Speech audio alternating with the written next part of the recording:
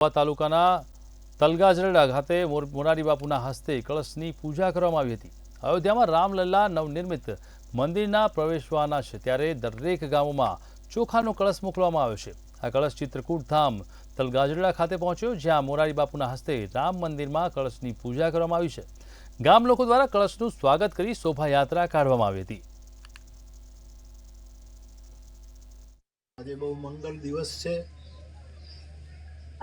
આપ સૌ જેમ હમણાં કહેવાયું તેમ 500-550 વર્ષ પછી આપણા દેશમાં અને દુનિયામાં એક એવી ઘટના 22મી તારીખે ઘટવા જઈ રહી છે, જે